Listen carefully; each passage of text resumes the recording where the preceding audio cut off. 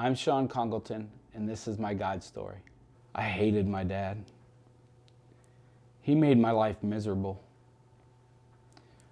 He was abusive emotionally, physically at times. He belittled me, he badgered me, he cussed me out a lot. My dad's life was so messed up that we were constantly moving as I was growing up.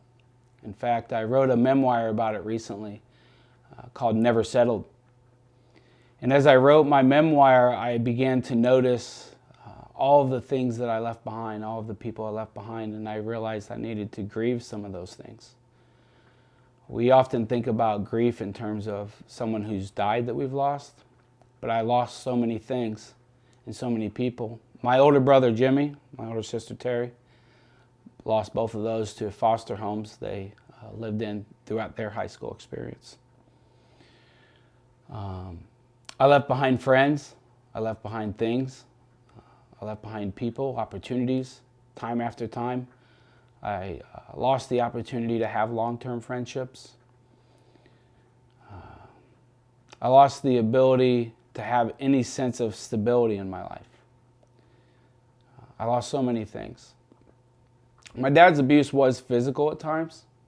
My older brother and sister probably got the worst of that. But it was the emotional, the verbal stuff that got through to me the most. He'd call me names that stuck in my head for years. Even today, sometimes I still think about them. So as a teenager, I just wanted out. I wanted out, and when I graduated high school, I decided to join the Marine Corps. The summer before I went to boot camp, I came from Colorado to Springfield, Ohio. My friend's dad was the youth pastor at High Street Church in Nazarene, and when we visited the church, the youth group totally took me in. The adults there totally accepted me and loved me, treated me well, and basically were family to me.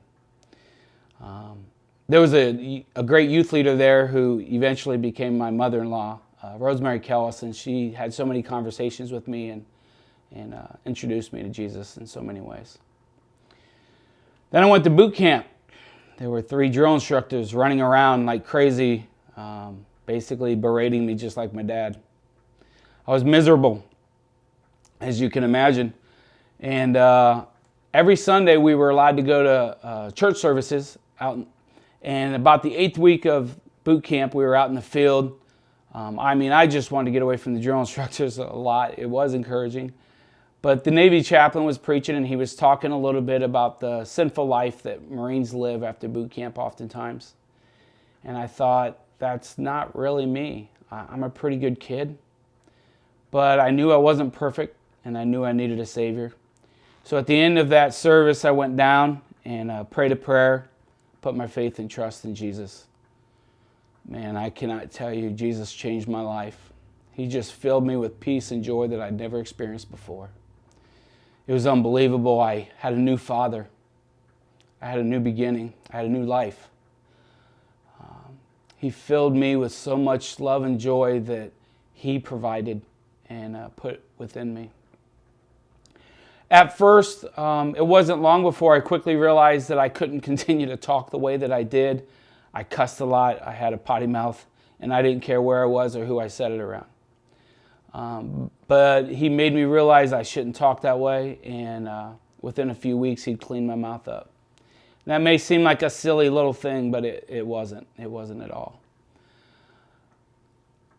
It wasn't long before I began to really realize how much I hated my dad, and there was conflict there. I couldn't say I love God, hate my dad.